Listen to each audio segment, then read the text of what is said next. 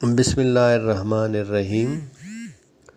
میرے learn Liberty کے محترم اساتذہ کرام اور میرے عزیز دوستو، السلام علیکم۔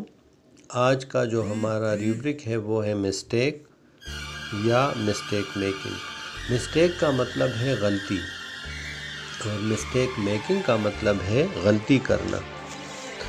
دوستو، یہ ان لوگوں کے لیے ایک بہت ہی اہم ریوبرک ہے جو بولتے وقت، لکھتے وقت یا کسی کو پکارتے وقت غلطیاں کرتے رہتے ہیں، اور اس کی ضرورت ہمیں تب پڑ سکتی ہے کہ جب ہمارا واسطہ بحیثیت ڈاکٹر ایسے لوگوں سے ہو جاتا ہے جو اپنی زندگی کے روز و شب نہایت مصروفیت میں گزار رہے ہوں۔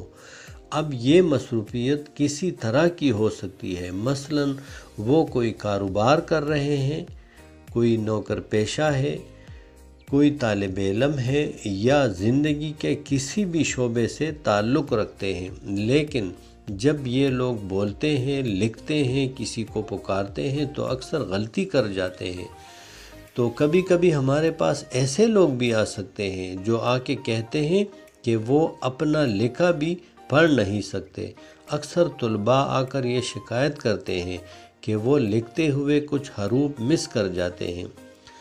یہ شکایت مختلف وجوہات کی وجہ سے ہو سکتی ہے، مثلاً یہ ذہنی دباؤ کی وجہ سے بھی ہو سکتی ہے، پریشانی کی وجہ سے بھی ہو سکتی ہے، کسی خوف اور جسمانی کی بیماری کی وجہ سے بھی ہو سکتی ہے، اور کچھ لوگوں میں عمر کی زیادتی کی وجہ سے بھی ایسی شکایات آ سکتی ہے۔ اس کے کراس ریفرنسز میں ہے absent minded, absorbed, confusion, concentration difficult, forgetful, weak memory, dullness etcetera, اور اس کی جو اہم میڈیسن ہے وہ ہے alumina, calcarea carb, lachesis, lycopodium, kali carb, medorrhinum, sulphur اور نکس مسکاٹا وغیرہ۔ میں نے ایلومینا اور سلفر پر بات کرنی ہے، تو سب سے پہلے سلفر پر بات کرتے ہیں۔ دوستو، یہ لوگ ذہنی لحاظ سے مایوس، بیزار اور غمگین لوگ ہوتے ہیں۔ ان لوگوں میں کام کرنے کی رغبت نہ ہونے کی برابر ہوتی ہے۔ نقل و حرکت سے یہ لوگ متنفر ہوتے ہیں، پریشانیوں اور اندیشوں میں گرے رہتے ہیں۔ ان لوگوں میں مذہبی اور فلسفیانہ خیالات کی بھرمار ہوتی ہے۔ ان لوگوں کو اپنی نجات کی فکر رہتی ہے۔ ہوائی قلعے تعمیر کرنا ان لوگوں کا محبوب مشغلہ ہوتا ہے۔ یہ لوگ بہت مضطرب رہتے ہیں، جلد باز ہوتے ہیں۔ ان لوگوں میں حافظہ کی کمزوری پائی جاتی ہے، اور اس حوالے سے خاص بات یہ ہے کہ ان لوگوں کو نام یاد نہیں رہتے، کسی بات پر توجہ مرکوز نہیں کر سکتے۔ یہ لوگ اکثر رات کو بے خوابی کا شکار ہوتے ہیں اور دن کو ان پر غنودگی چھائی رہتی ہے۔ اس دوائی کی مریضہ خود کو ایک ملکہ اور مریض خود کو ایک بادشاہ تصور کرتا ہے۔ انہیں گندی چیزیں خوبصورت دکھائی دیتی ہے۔ انتہائی سست لوگ ہوتے ہیں۔ عمر رسیدہ لوگ بھی بچوں جیسی باتیں کرتے ہیں۔ ان لوگوں کا حافظہ انتہائی ڈل ہوتا ہے۔ سوچتے وقت، بولتے وقت یا لکھتے وقت ان لوگوں کو ٹھیک الفاظ نہیں ملتے، الفاظ کو غلط جگہ یا غلط موقع پر استعمال کرتے ہیں، اور اسی طرح سے لکھتے ہوئے الفاظ مس کرتے ہیں یا وہ ایک جملہ بار بار دہراتے ہیں۔